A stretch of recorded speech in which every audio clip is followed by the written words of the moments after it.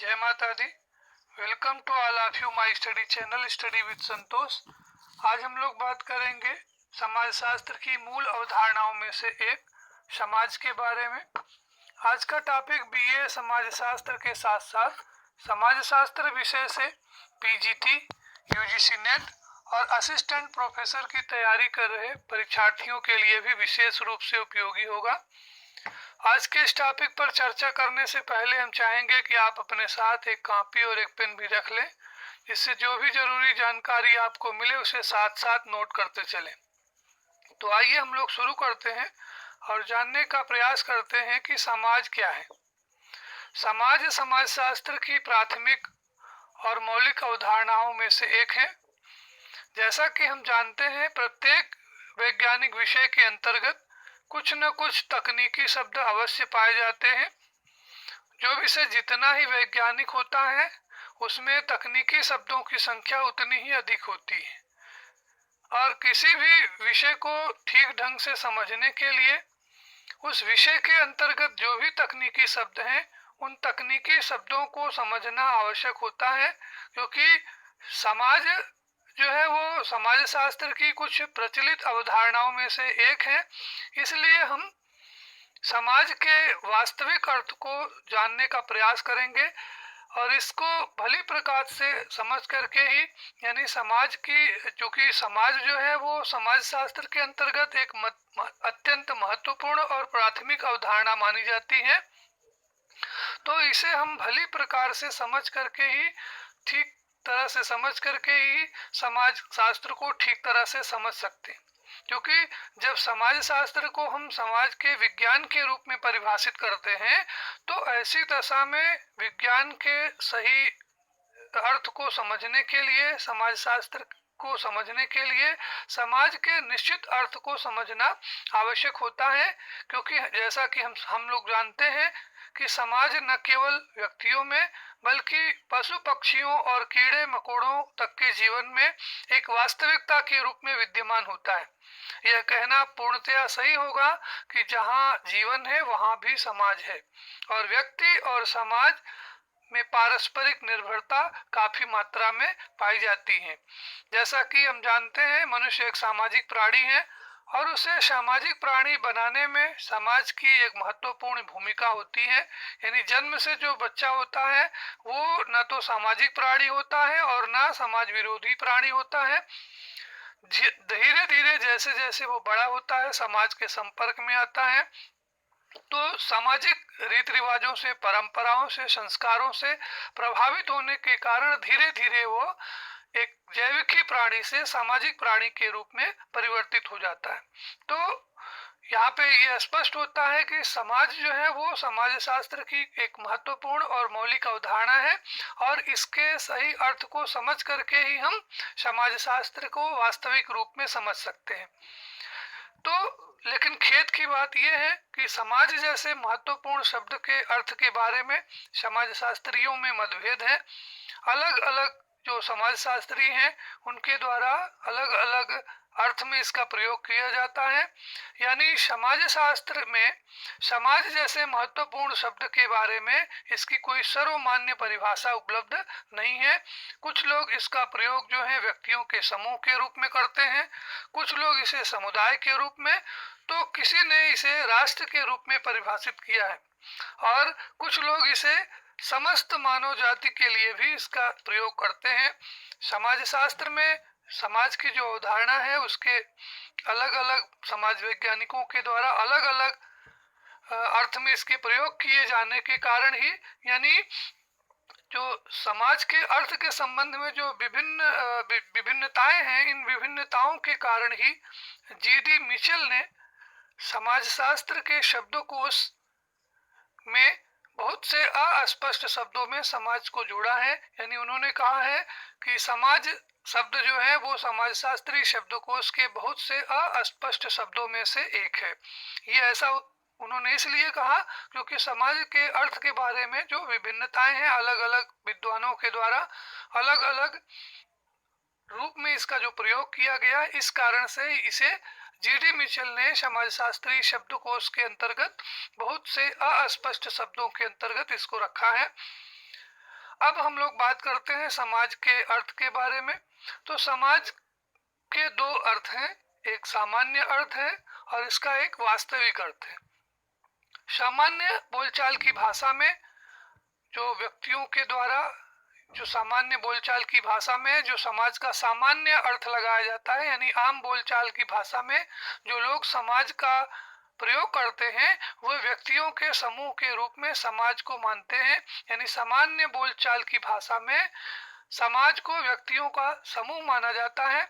हम व्यक्तियों के किसी भी संगठित और असंगठित समूह को समाज की संज्ञा दे देते हैं या समाज के रूप में संबोधित कर देते हैं, जैसे ब्रह्म समाज, आर्य समाज, हिंदू समाज या मुस्लिम समाज, महिला और पुरुष समाज आदि जैसे जो समाज हैं, इनको हम सामान्य बोलचाल की भाषा में इन्हें हम समाज मान लेते हैं।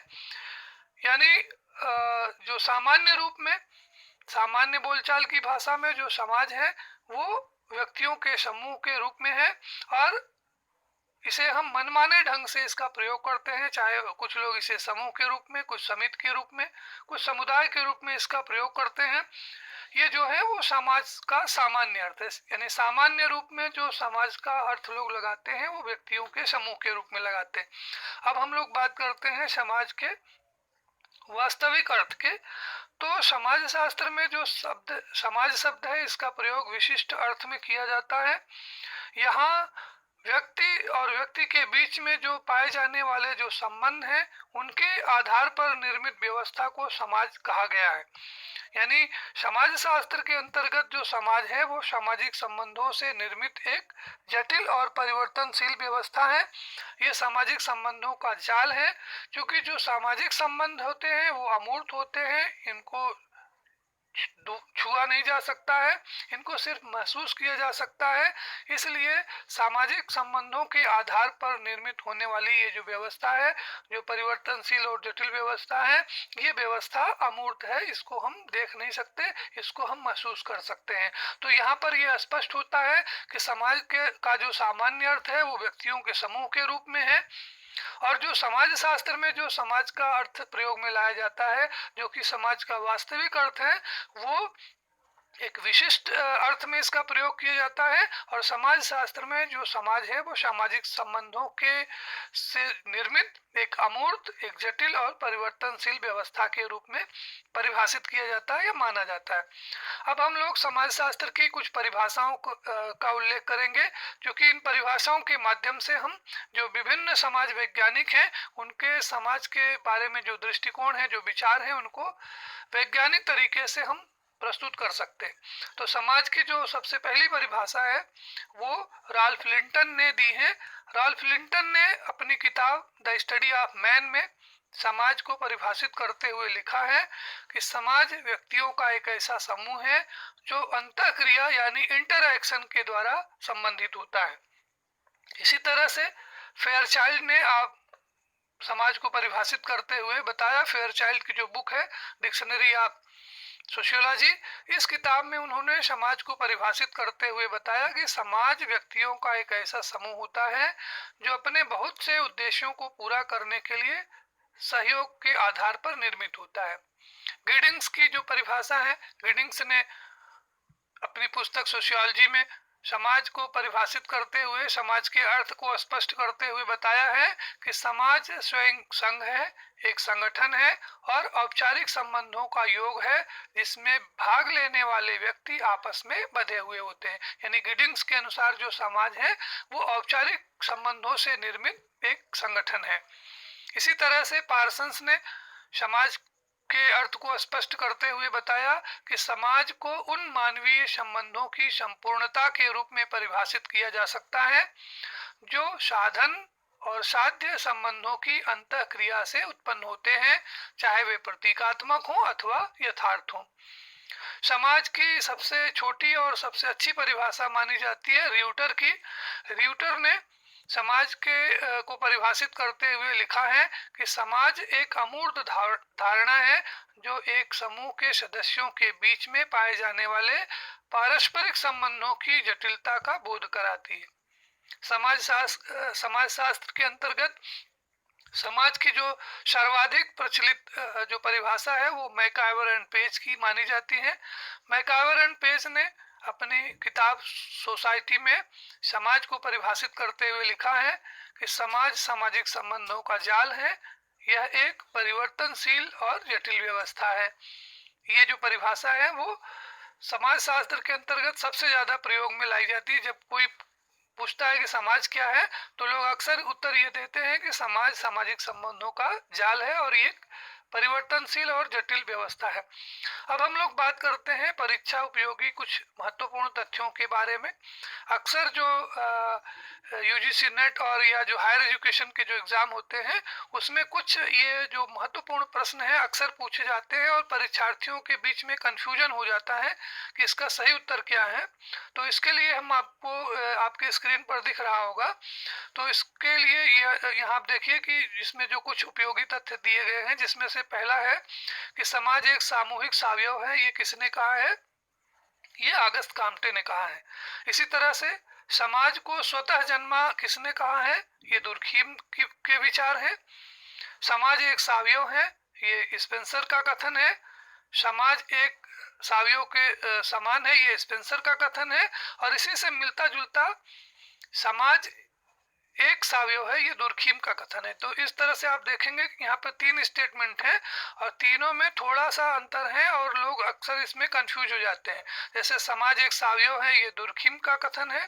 समाज एक सावयव के समान है, ये स्पेंसर का कथन है। और समाज एक सामूहिक सावयव है, ये काम्टे का विचार है या काम्टे का स्टेटमेंट है। इसी तरह से 2-3 और इसमें पॉइंट दिए गए हैं, जैसे समाज सामाजिक संबंधों का जाल है, ये मैकआवर एंड पेज से संबंधित है। समाज एक अमूर्त धारणा है, ये रियूटर का कथन है। और समाज संघर्षों से कटा हुआ सहयोग है, ये मैकआवर का स्टेटमेंट है। अक्सर परीक्षा में पूछा जाता है कि समाज संघर्ष से कटा हुआ सहयोग है, ये कथन किसका है?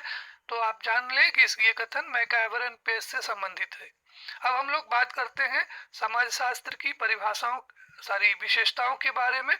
तो समाजशास्त्र की जो विशेषताएं हैं, इन विशेषताओं के आधार पर हम समाजशास्त्र की प्रकृति को या समाजशास्त्र के जो समाज का जो वास्तविक अर्थ है इसको हम समझ सकते हैं। मोटे तौर पर समाज की कुल 7 विशेषताएं बताई गई हैं, जिनमें पारस्परिक जागरूकता, अमूर्तता, समाज में समानता एवं असमानता, समाज में सहयोग एवं संघर्ष और अन्योन्याश्रितता, परिवर्तनशील और जटिल व्यवस्था। और अंतिम जो विशेषता है वो है समाज मनुष्यों तक ही सीमित नहीं है। तो इस तरह से आप देखेंगे कि ये मोटे मोटे तौर पर समाज की ये 7 विशेषताएं बताई गई हैं। इन 7 विशेषताओं को हम अलग अलग समझ करके समाजशास्त्र की जो प्रकृति है उसको स्पष्ट करने का प्रयास करेंगे। जैसे समाज की जो पहली विशेषता है वो है पारस्परिक जागरूकता। पारस्परिक जागरूकता के अभाव में न तो सामाजिक संबंध बन सकते हैं और न समाज। जब तक लोग एक दूसरे की उपस्थिति को प्रत्यक्ष या अप्रत्यक्ष रूप से परिचित नहीं होंगे तब तक उसमें जागरूकता नहीं होगी और अंतःक्रिया नहीं हो सकती है। तो इस तरह से आप जानते हैं, जैसे पहली परिभाषा जो आपने पढ़ी थी जिसमें कहा गया था कि समाज जो है वो सामाजिक अंतःक्रियाओं से निर्मित एक व्यवस्था है।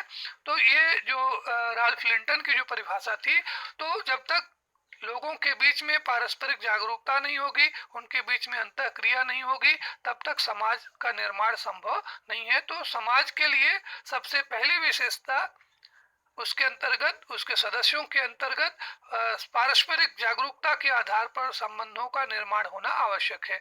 दूसरी विशेषता इसकी है समाज अमूर्त है। समाज अमूर्त है, इसका कहने का आशय यह है कि चूंकि समाज जो है वो सामाजिक संबंधों से निर्मित होता है और जो सामाजिक संबंध होते हैं अमूर्त होते हैं, इन्हें न तो देखा जा सकता है और न छुआ जा सकता है, इन्हें केवल अनुभव किया जा सकता है। तो इस तरह से हम कह सकते हैं कि सामाजिक संबंधों के आधार पर निर्मित जो समाज है वो भी अमूर्त होता है। अगली विशेषता है इसकी समाज में समानता एवं असमानता। समाज में समानता एवं असमानता दोनों देखने को मिलती हैं। दोनों ही समाज के लिए आवश्यक तत्व हैं और दोनों का अलग अलग महत्व होता है और ये दोनों एक दूसरे के पूरक भी हैं।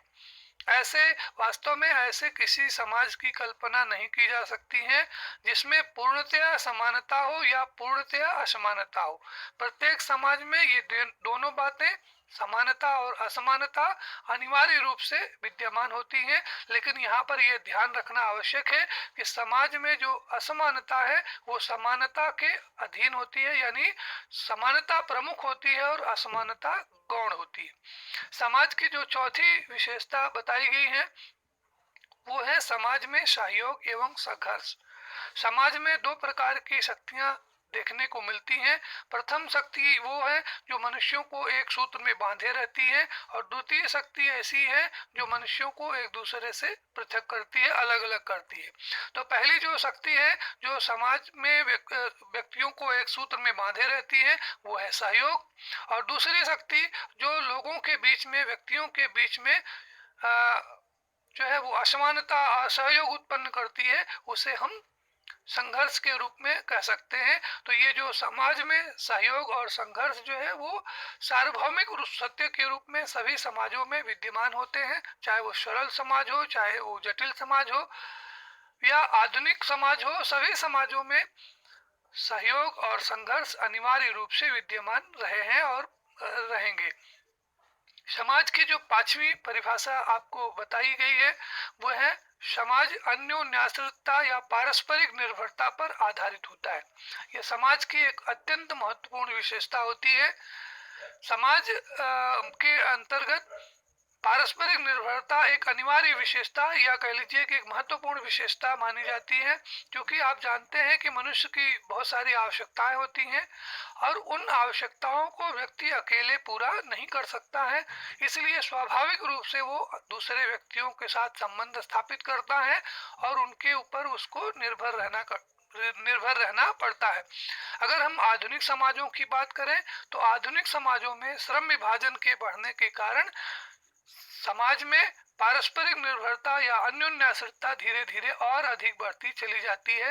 यानी जो जटिल समाज है, जो आधुनिक समाज है, उनमें पारस्परिक निर्भरता, अन्योन्याश्रितता परंपरागत और आदिम समाजों की तुलना में अधिक पाया जाता है। समाज की जो एक अगली विशेषता है वो है परिवर्तनशील और जटिल व्यवस्था। यानी जो हमारा समाज है वो एक परिवर्तनशील और एक जटिल व्यवस्था है। क्योंकि समाज जो है वो परिवर्तित होता रहता है, हमारे जो सामाजिक संबंध हैं वो विभिन्न दशाओं में, विभिन्न परिस्थितियों में हमारी जो भूमिकाएं हैं, हमारी जो आवश्यकताएं हैं वो परिवर्तित होती रहती हैं। यानी समय के साथ साथ हमारी भूमिकाओं में, हमारी अपेक्षाओं में और हमारी ज़रूरतों में परिवर्तन होता रहता है, और स्वाभाविक रूप से इन भूमिकाओं में, अपेक्षाओं में, परिस्थितियों में परिवर्तन होने के कारण हमारा व्यवहार, हमारा सामाजिक संबंध भी परिवर्तित होता रहता है। तो इन सब के कारण इन सब के फलस्वरूप हमारा जो समाज है वो भी परिवर्तित होता रहता है। समाज की संरचना में परिवर्तन आता रहता है। यानी हम ये कह सकते हैं कि समाज आज वैसा नहीं है जैसा 1 वर्ष पहले या 1000 वर्ष पहले था।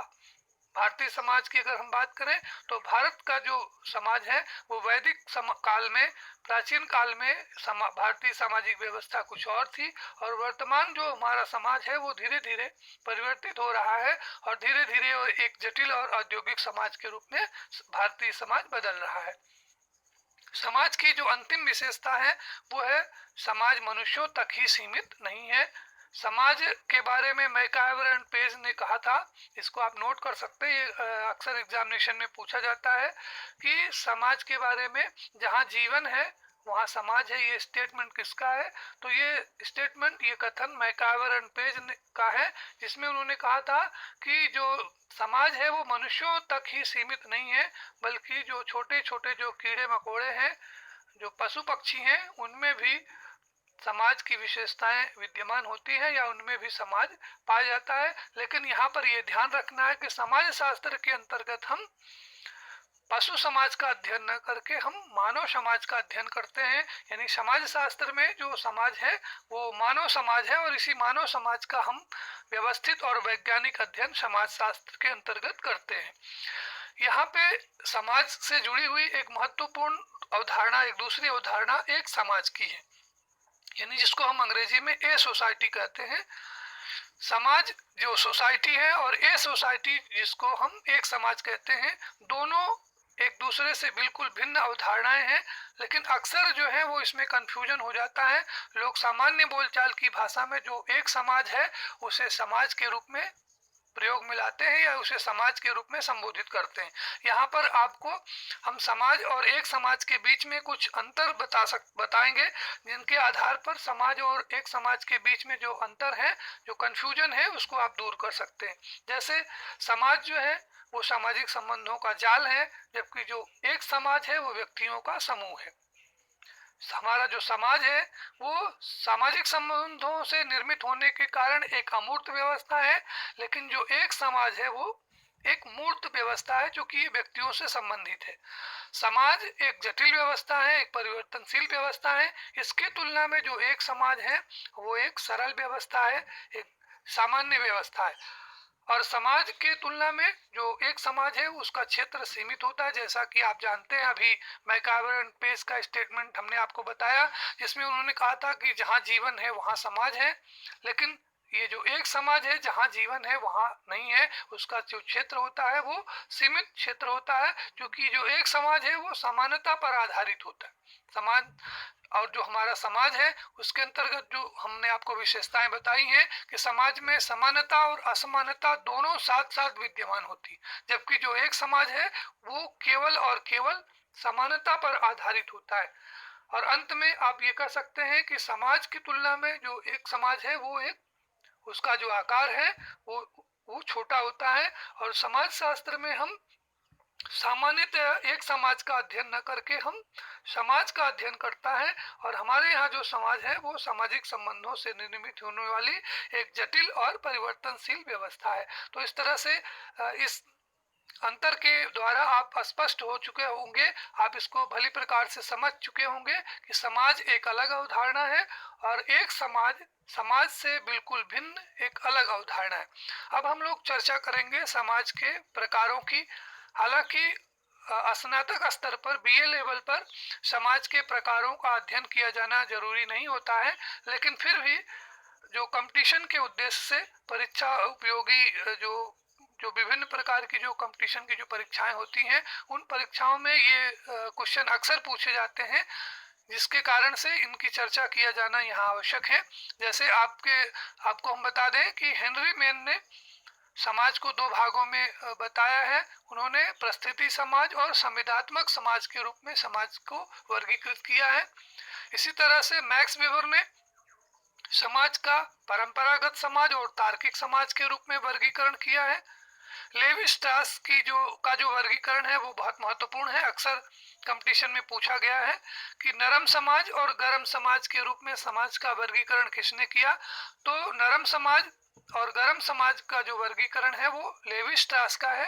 लेवी स्ट्रास ने ऐसे समाज जो परिवर्तन के विरोधी हैं, जो परंपरागत जो ग्रामीण और जनजातीय समाज है, उनको नरम समाज कहा। और ऐसे समाज जिनमें परिवर्तन की प्रक्रियाएं जो तेजी से चलती रहती हैं, जैसे नगरीय और औद्योगिक समाज है, तो उन समाजों को उन्होंने गर्म समाज कहा। यहाँ पर ये आपको ये ध्यान रखना है कि इसी से मिलती जुलती एक अवधारणा है रॉबर्ट राइनहार्टन की, जिन्होंने समाज को दो भागों में बांटा, एक शीत समाज और उष्ण समाज। अक्सर कंफ्यूजन हो जाता है, क्योंकि शीत समाज की अंग्रेजी भी कोल्ड सोसाइटी होती है, और कोल्ड सोसाइटी की जो अवधारणा है वो लेवी स्ट्रास की है। तो आप अंग्रेजी के चक्कर में न पड़े। हिंदी में नरम समाज और गर्म समाज लेवी स्ट्रास से संबंधित है, और शीत समाज और उष्ण समाज की जो अवधारणा है वो रॉबर्ट राइनहार्टन से संबंधित है। इसी तरह से रेमंड पापर ने समाज को बंद समाज और खुले समाज के रूप में, और हावर्ड बेकर ने पवित्र समाज और धर्मनिरपेक्ष समाज के रूप में समाज को वर्गीकृत किया है। यानी हावर्ड बेकर ने जो पवित्र समाज के अंतर्गत ग्रामीण समाज को संबंधित माना है, और जो धर्मनिरपेक्ष समाज है वो आधुनिक और जो नगरीय और जो जटिल समाज है उनको धर्मनिरपेक्ष समाज के अंतर्गत सम्मिलित किया है। इसी तरह से रॉबर्ट रेडफील्ड ने लोक समाज और नगरीय समाज के रूप में, हर्बर्ट स्पेंसर ने समाज को शिकारी और औद्योगिक समाज के रूप में वर्गीकृत किया है। टानिज की जो वर्गीकरण है ये भी परीक्षा में बहुत बार पूछा जा चुका है कि जैमिन शाफ्ट और जैसेल शाफ्ट की अवधारणा किसकी है, तो ये टॉनिज की है। इसी तरह से एक और दूसरा जो महत्वपूर्ण वर्गीकरण है अशीर्षी समाज और शीर्षी समाज के रूप में, ये वर्गीकरण इवांस प्रिचार्ड का है। अशीर्षी समाज का मतलब ऐसा समाज जिसमें कोई मुखिया नहीं हो, कोई जिसका कोई नेता नहीं होता है, ऐसे समाज को प्रिचार्ड ने अशीर्षी समाज कहा। और शीर्षी समाज का मतलब ऐसा समाज जिसका एक मुखिया होता है, जिसका एक नेता होता है, जैसे कबीले का एक मुखिया होता है जो पूरे कबीले को नियंत्रित करता है, संचालित करता है। मार्गन ने समाज को दो भागों में विभाजित किया, एक सोसाइटास और एक सिविटास। ये भी जो वर्गीकरण है वो परीक्षा उपयोगी है, अक्सर एग्जामिनेशन में पूछा गया है। सोसाइटास और सिविटास का जो वर्गीकरण है वो किसका है, तो ये मार्गन से संबंधित है। इसी तरह से रूथ बेनेडिक्ट ने देवधर्मी समाज और दानव धर्मी समाज के रूप में समाज को विभाजित किया है, बांटा है। एंथोनी गिडिंग्स का भी वर्गीकरण जो है वो भी परीक्षा के लिए बेहद महत्वपूर्ण है, जिसमें उन्होंने समाज को पहली दुनिया का समाज, दूसरी दुनिया का समाज और तीसरी दुनिया के समाज के रूप में वर्गीकृत किया है उन्होंने। इसी तरह से राल्फ डहरेनडॉर्फ का जो वर्गीकरण है उसमें उन्होंने मतैक्य समाज और बाध्यता मूलक समाज के रूप में समाज को विभाजित किया है। जीएफ बेली का जो वर्गीकरण है वो भी महत्वपूर्ण है, जिसमें उन्होंने समाज को दो भागों में बांटा, एक समाज को उन्होंने खंडित समाज और दूसरे समाज को जैविक समाज के रूप में स्पष्ट किया है। तो इस तरह से आप देखेंगे कि विभिन्न जो समाज वैज्ञानिक हैं उन्होंने समाज को के अलग अलग प्रकार बताए हैं। इन प्रकारों को आप विशेष रूप से याद कर ले, क्योंकि ये जो प्रकार है वो परीक्षा में के दृष्टि से, कंपटीशन की दृष्टि से अत्यंत महत्वपूर्ण है और इसको लेकर के अक्सर कंफ्यूजन भी रहता है। तो आप इसको बार बार अगर पढ़ लेंगे, एक दो बार रिपीट कर लेंगे, तो ये कंफ्यूजन आपका दूर हो जाएगा। तो इस तरह से आज के अध्ययन से आप समाज का जो अर्थ है, समाज का जो शाब्दिक अर्थ है, उसका जो वास्तविक अर्थ है, इसको आप समझ पाए होंगे। इसके साथ साथ आज के अध्ययन से समाज और एक समाज के बीच में जो अंतर है वो भी स्पष्ट हो चुका है, और समाज की जो विशेषताएं हैं, समाज की जो मूल विशेषताएं हैं, इसकी जो मौलिक प्रकृति है, ये भी आज के अध्ययन के द्वारा आप अच्छे से समझ पाए होंगे। अंत में हम आपसे ये कहना चाहेंगे कि इस वीडियो को लाइक करें, चैनल को हमारे सब्सक्राइब करें और साथ में जो घंटी वाला बटन है उसको जरूर दबाएं, जिससे जो मेरे लेटेस्ट वीडियो हैं वो आप तक पहुंचते रहें।